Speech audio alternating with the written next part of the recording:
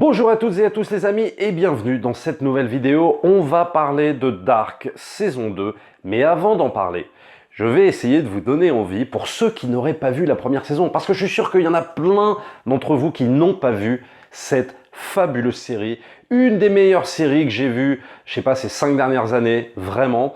Donc, dans cette première partie de vidéo, on va parler un petit peu de la saison 1, sans vous spoiler bien évidemment, on va parler un petit peu des thématiques.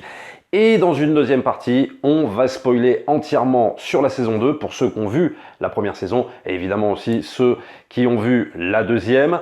Très franchement, Dark, c'est une série à ne pas rater. Dans cette vidéo, je vais pas me lancer dans des théories de dingue incroyables et vous parler absolument de tous les personnages et de toutes les situations, parce que sinon je pense que ce serait plus un repoussoir pour vous et j'ai pas l'impression que ça vous donnerait vraiment envie, tellement il y a de situations et tellement il y a de personnages. Je préfère me concentrer à la limite sur les personnages principaux, sur les situations, et il y a d'autres vidéos, je vous indiquerai quelles vidéos vous pouvez aller voir si vous êtes fan de théories, si vous voulez plus d'explications en détail sur les personnages, mais cette vidéo ne va pas se concentrer là-dessus. On va parler évidemment de la saison 2 en parlant de quelques éléments très importants de ce qui se passe, mais j'ai pas envie de vous noyer de détails, de personnages, etc. parce que Dark, c'est une série très riche, non pas en action, parce que c'est vraiment pas une série d'action, mais c'est une série très riche en personnages, en situation, il y a énormément de choses. Donc j'ai décidé de me concentrer, on va dire, sur les grandes largeurs en fait de cette série. Et cette série est à ne pas manquer, car même si on pourrait croire au début qu'on est en train de regarder un Stranger Things bis, un Stranger Things version allemand, c'est un leurre total. Dark parle d'une disparition d'enfants dans une petite ville. Oui, alors on pourrait se dire, tiens, c'est Stranger Things, il y a une forêt, il y a des vélos, il y a même les années 80, donc on se dit, tiens, non mais c'est pas possible, c'est exactement la même chose, en plus produit par Netflix et tout ça, non c'est pas possible. Mais en fait, Dark va partir de ce postulat et va aller dans un délire de voyage dans le temps. Je vous en dis pas plus pour ceux qui n'ont pas vu la saison 1, mais très franchement, c'est toute cette thématique du voyage dans le temps qui est non seulement développée dans la première saison, elle est encore plus développée dans la deuxième saison, c'est-à-dire que les auteurs ont décidé de parler de beaucoup de choses sur la condition humaine, sur les petites villes de province où on cache énormément de choses, etc. Les auteurs ont pris ce prétexte du voyage dans le temps pour parler de l'humain, pour parler des centrales nucléaires. Alors c'est une série qui paraît très complexe, et d'ailleurs c'est ce que tout le monde dit en général, hein, oh là là, Dark c'est hyper complexe, c'est hyper dur, etc., etc. Moi je suis pas vraiment d'accord avec ça, c'est-à-dire que c'est une série qui a l'air effectivement très complexe, mais en fait qui est assez simple, pour peu qu'on se concentre un petit peu.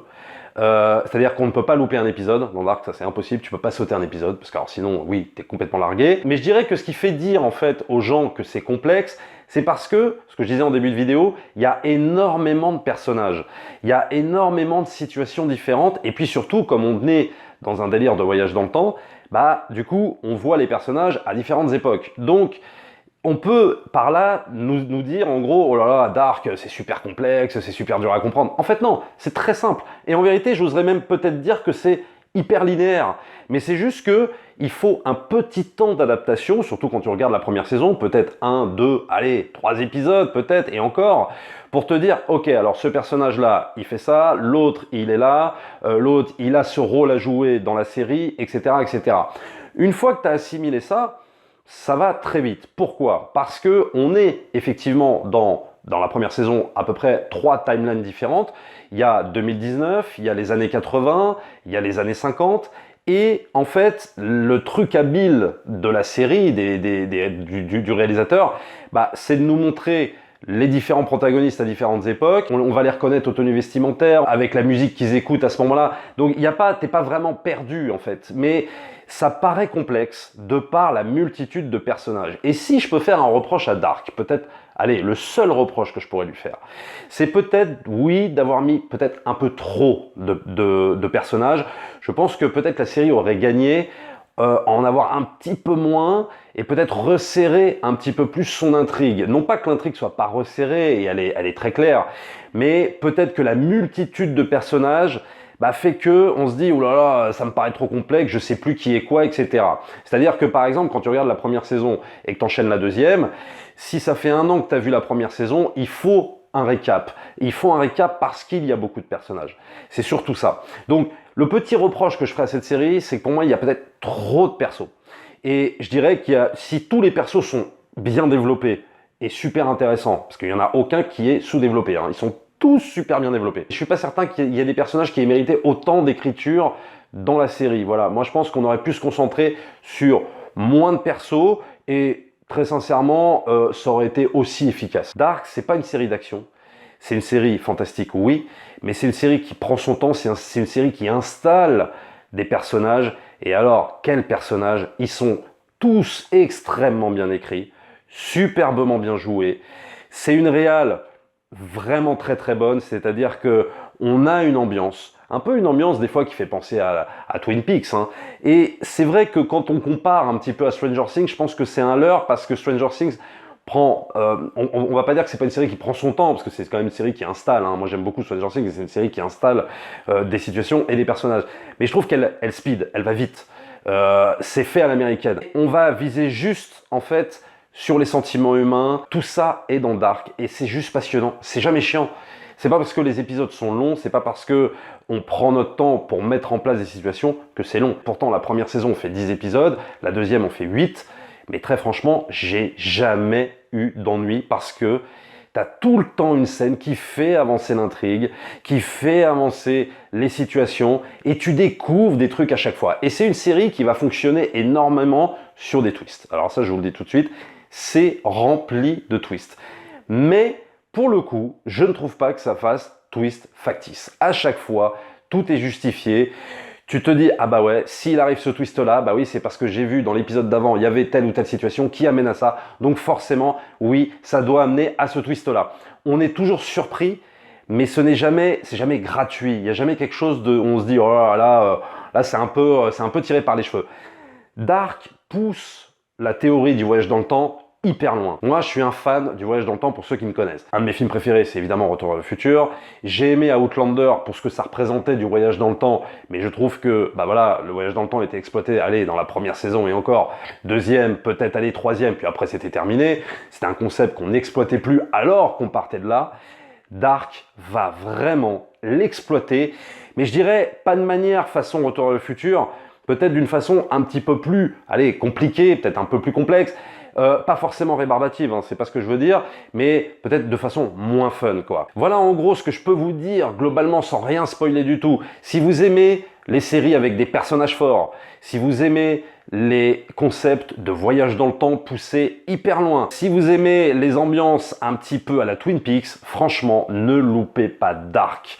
Regardez-la, vous ne le regretterez pas. Alors maintenant, on va pouvoir rentrer un petit peu dans la saison 2, mais avant, il faut quand même reciter quelques trucs qu'on a vus dans la saison 1. Donc pour ceux qui n'ont pas vu la saison 1, arrêtez la vidéo et puis vous reviendrez quand vous aurez vu la première saison. Alors dans Dark, on ne va pas où on veut quand on veut. Il s'agit en fait d'un cycle de 33 ans qui se répète. C'est une boucle sans fin. Il existe aussi un trou de verre qui permet aux gens de voyager 33 ans dans le futur ou dans le passé, d'où le récit de la saison 1 de la série qui se déroule en 1953, en 1986 et en 2019. Ce qu'on nous dit dans la saison 1, en gros, c'est que la centrale nucléaire de la ville et ses déchets radioactifs qui sont responsables de ce trou de verre dans la grotte, les plans pour la centrale nucléaire de Weeden datent de 1953. Elle doit être débranchée en 2020. En 1986, une explosion à la centrale a créé ce trou de verre qui traverse les sous-sols. Ça, c'est ce qu'on nous dit, en gros, ce qu'on peut retenir de la première saison. Seulement, dans la deuxième, ça commence à être beaucoup plus complexe que ça. Un des thèmes les plus intéressants dans cette série, c'est l'idée que tout est connecté. Et pour ça, les showrunners ont pris l'exemple d'une petite ville, donc Weeden, une ville où tout le monde a ses secrets, où tout le monde se connaît, mais tout le monde est plus ou moins séparé. Tout le monde s'en veut. Tu as par exemple une des femmes qui couche avec le mec d'une autre femme. On est en plein dans ces espèces de petites villes où tout le monde a ses petits trucs, tout le monde a ses petits secrets, tout le monde s'en veut, tout le monde s'espionne, etc. Et l'idée de génie finalement de ces showrunners, c'est à travers cette idée de voyage dans le temps, de tous les connecter. Voilà. Ils ne peuvent pas se dissocier les uns des autres. Ils sont tous ensemble dans la même galère et même pour certains, ils sont carrément de la même famille. Ce qui nous déplaît les uns chez les autres, mais à la finale, est-ce qu'on n'est pas tous un petit peu pareils? Est-ce qu'on n'est pas tous issus de la même famille? Dark va énormément miser sur cette notion-là et il va aller même très loin puisqu'il y a quasiment, si on fait des recoupements avec certains personnages par rapport au voyage dans le temps, par rapport aux différentes époques, et ce qu'ils vont engendrer comme filles, comme fils. Il y a même presque cette notion d'inceste qui est extrêmement présente dans la série, sans vraiment le mettre explicitement, mais disons que c'est vraiment en sous-texte. Et cette idée de tout est connecté, elle est absolument géniale, et on est connecté grâce au voyage dans le temps. Ce qui est super impressionnant dans cette saison 2, c'est que ça commence, tu as toujours cette espèce de bandeau qui t'indique que dans 5 jours, dans 6 jours, dans 7 jours, tu auras l'apocalypse. Chaque épisode commence comme ça, et il y a un compte à rebours. Donc déjà, on met le spectateur dans une situation d'inconfort. Dans Dark, on te met tout le temps dans cette situation d'inconfort. Tout est fait pour ça. Et là, par ce bandeau, juste par une écriture, l'apocalypse, on est, je sais pas, le 22 juin, dans 5 jours, l'apocalypse. Après, tu regardes l'épisode d'après, dans 3 jours, dans 2 jours, dans 1 jour, etc. Tu as des scènes avec Jonas, qui est carrément lui projeté dans le futur, et qui se retrouve dans une ville, dans la ville de Whedon, apocalyptique. Voilà, et tu te dis, oui, il y a eu un gros problème, il y a eu l'apocalypse. Donc, il y a tout ça qui se met en place. Donc, dans la saison 2, on rentre vraiment de plein pied au cœur du sujet, on est dans un inconfort, on est dans l'apocalypse, mais attention, comme on est aussi dans un concept de voyage dans le temps, on va faire des va-et-vient, des retours en arrière, des bonds en avant. J'ai envie de parler du personnage évidemment le plus intéressant de cette série, celui qui est au centre des débats pour moi. C'est pas forcément le personnage que je préfère, mais c'est un personnage super intéressant, donc évidemment c'est le personnage de Jonas. Et c'est là où est toute l'audace des showrunners, c'est-à-dire que tout est centré autour de lui. En gros, il fait office d'élu, un peu comme Neo dans Matrix. D'ailleurs, c'est marrant de parler de Matrix parce qu'on va en reparler juste un petit peu après. Il y a pas mal de références d'ailleurs, hein, à Retour vers le futur, à Matrix aussi. Il part de l'élu, parce qu'au bout d'un moment, on se rend compte que tout autour de lui, et on a l'impression qu'il n'y a que lui qui peut tout résoudre, alors quand même qu'il fait beaucoup de conneries, et du coup, qu'il y a des incidences dans le passé, dans le présent, etc., etc. Mais ce qui est super intéressant avec ce personnage, c'est qu'il fait aussi figure d'antagoniste de lui-même et de toute la ville de Whedon, en la réincarnation du personnage d'Adam. Parce que ça, c'est le fameux gros twist de cette saison 2, c'est quand on voit cet homme brûlé, irradié totalement, quand on découvre qu'en vérité, c'est Jonas, beaucoup plus vieux. Et cet homme-là, donc qui se fait appeler Adam, a un plan, contrôler le temps, ne plus le subir. Je trouve ça super intéressant, super audacieux, d'arriver à faire d'un personnage charismatique comme Jonas, qui est le libérateur, qui est l'élu, lui mettre quasiment une double personnalité, dire c'est l'élu, mais c'est aussi celui qui causerait la perte, celui qui veut l'apocalypse, celui qui veut la fin du monde, celui qui a un plan, contrôler le temps, quitte à défoncer tout le monde. Je trouve ça absolument génial, l'idée est superbe, et ça se fait rarement, que ce soit dans des séries ou dans des films. Quand on se concentre sur un élu, c'est un élu. Voilà, on lui met pas une double personnalité. Ça crée du dilemme, ça crée de la tension, et d'ailleurs, puisqu'on est dans cette thématique du temps, il faut quand même en parler, parce que c'est le cœur de Dark. Et en gros, ce qu'essayent de nous dire les showrunners, c'est que le temps a une emprise sur nous, réelle. Alors ça paraît bête de dire ça, mais c'est vrai qu'à un moment donné, le personnage de Jonas dit à la fille qu'il aime, il dit « mais je comprends pas pourquoi on dit toujours avoir le temps. J'ai pas le temps ou j'ai le temps.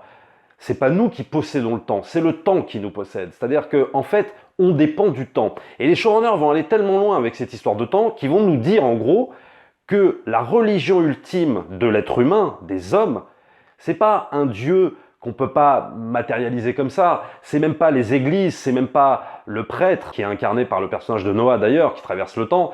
C'est pas ça, Dieu. Dieu, c'est le temps. L'être humain dépend de son Dieu unique, à savoir le temps. Et tu peux dire que tu n'obéis à aucune règle, tu peux dire que tu n'as ni Dieu ni maître, tu peux dire tout ce que tu veux. N'empêche que tu es asservi à une notion, c'est le temps. Et ce qui fait que le personnage d'Adam, c'est-à-dire Jonas plus vieux, veut lui contrôler le temps. Il est parti dans une guerre, en gros, avec ses histoires de cycle de 33 ans. Il veut absolument, lui, avoir la main mise sur le temps, ne plus être dépendant du temps, hein, du temps avec un grand T. Il veut le contrôler absolument, d'où cette mise en place, en gros, depuis le début, de tout ce qui se passe, de ces cycles de 33 ans qui se répètent, du fait de faire voyager certains et pas d'autres, etc., etc. Ce que je disais aussi en début de vidéo, c'est que cette notion du temps, cette notion de voyage dans le temps, Dark va réellement le pousser à fond dans cette saison 2. Dans la première saison, on a évidemment cette notion-là, et c'est juste passionnant, parce que quand tu vois par exemple des trucs incroyables, comme quoi Michael qui a disparu remonte le temps dans les années 80, et donc Michael devient le père de Jonas, c'est complètement dingue. C'était une idée, moi, que je trouve absolument géniale, qui peut paraître un peu tirée par les cheveux, mais en vérité, dans un concept de voyage dans le temps, qui tient la route. Et en fait, dans Dark, t'as plein d'idées comme ça, d'idées complètement dingues où tu te dis oh, ah ouais, c'est ouf, mais en même temps, ça tient la route parce que tu es dans ce concept-là de voyage dans le temps. Donc tout est logique, en fait. Tout est logique. Et il n'y a pas un truc où tu pourrais dire, bah non, là, c'est pas possible, parce que si, parce que ça. Et en fait, ce qui est amusant dans Dark, c'est que, et dans ce concept de voyage dans le temps, tel que eux l'ont conçu, c'est qu'il n'y a pas de point de départ, il n'y a pas de point de fin. Ça, c'est absolument génial. C'est un cycle, c'est une boucle sans fin. Et tu peux pas dire, oui, mais attends, si tu pars des années 80, par exemple, comme dans Retour vers le futur, où tu pars d'un instant T donné, tu dois retomber sur tes pieds. Le truc de Dark, c'est que tu ne peux pas, c'est un truc de voyage dans le temps, mais c'est que tu ne peux pas le concevoir comme ça. Parce qu'en fait, il t'explique qu'il n'y a pas de début, il n'y a pas d'instant T. Comme c'est une boucle qui tourne à l'infini, bah, le début peut être en 1920, la fin peut être en 1980, ou le début peut être en 80, etc., etc. Peu importe, on n'est pas là pour définir un instant de début, un instant de fin. C'est n'importe quand, n'importe où, et c'est ça qui est absolument génial.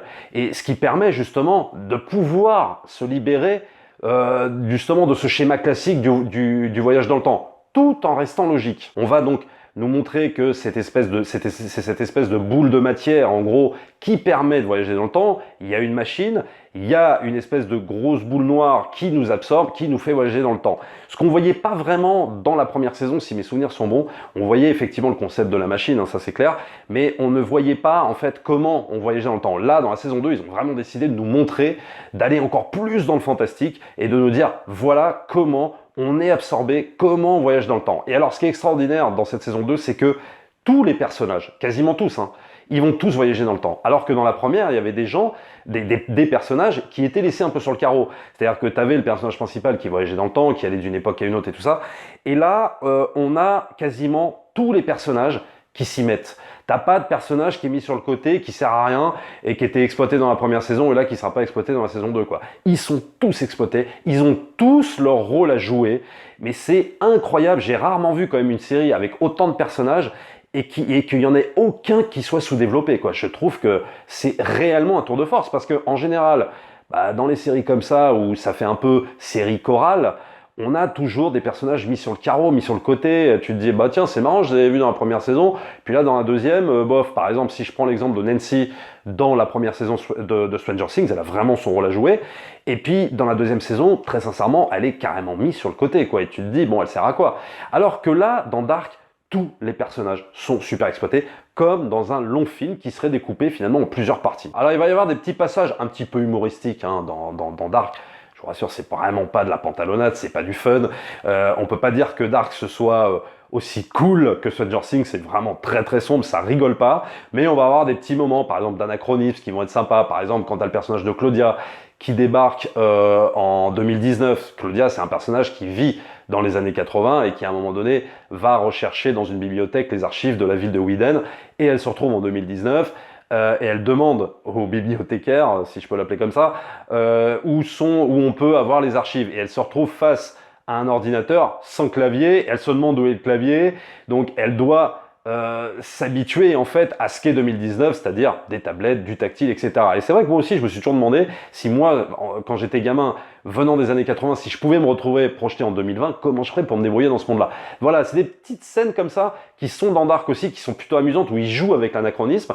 Il y a aussi des choses très sympas sur le concept de déjà-vu. Et oui, quand on dit les déjà-vus.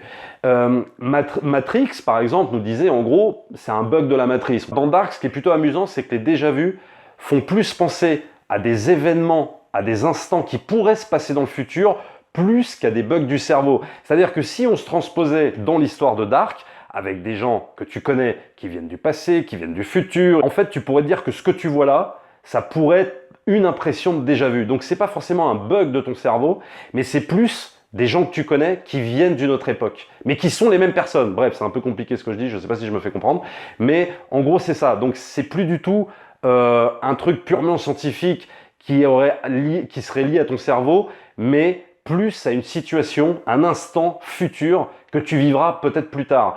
Et ce qui est drôle avec cette impression de déjà-vu, c'est que tu as carrément une scène d'échange entre Jonas et Martha, où en gros, ils citent Matrix, et ils disent c'est un bug de la matrice.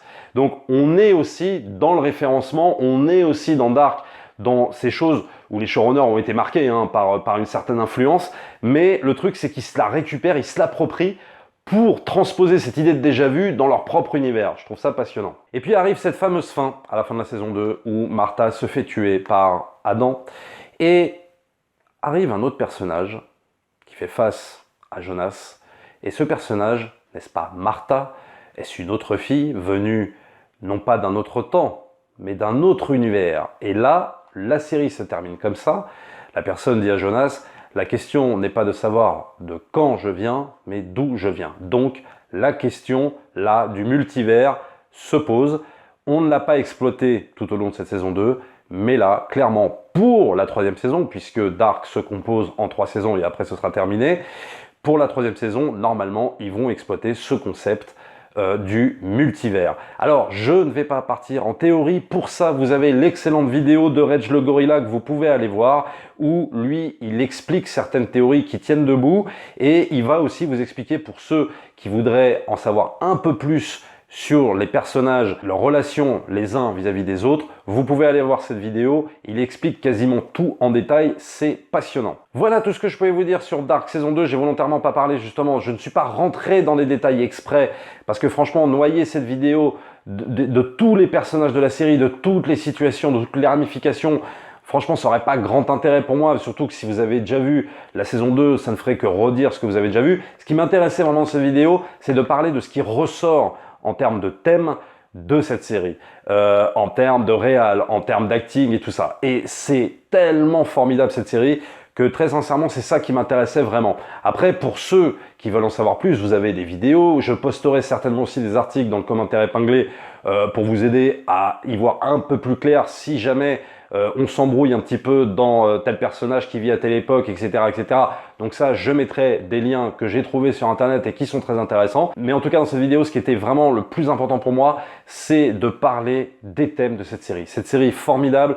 J'espère que la 3e saison sera à la hauteur. Ils vont partir dans un univers de multivers. Ça peut être super intéressant. Si c'est aussi bien géré que dans la première et la 2e saison avec le voyage dans le temps, franchement, on peut avoir une 3e saison finale vraiment explosive. En tout cas, Dark, ce sera une série dont je me souviendrai très longtemps et qui fera partie pour moi, si la 3e saison évidemment est à la hauteur, des plus grandes séries que j'ai vues. Abonnez-vous à la chaîne, likez, partagez comme d'habitude. N'hésitez pas aussi à me dire dans les commentaires si vous avez aimé la première saison de Dark, si vous avez plus aimé encore la seconde. Moi en tout cas, je crois que j'ai plus aimé la seconde, elle va encore plus loin, mais la première est vraiment géniale en termes de plantage d'ambiance, les personnages, c'est absolument fabuleux. Je trouve que les 2 saisons se valent. Moi, je mets quasiment les 2 saisons au même niveau en termes d'écriture, de réal, d'acting. Pour moi, c'est du même acabit, c'est du quasi chef-d'œuvre. Donc n'hésitez pas à me dire, vous, dans les commentaires, ce que vous avez pensé de cette série pour ceux qui l'ont vu. Vous avez maintenant 2 liens pour soutenir la chaîne, le lien Utip, le lien Tipeee également. Nous, on se retrouve très très vite pour une prochaine vidéo. Ciao!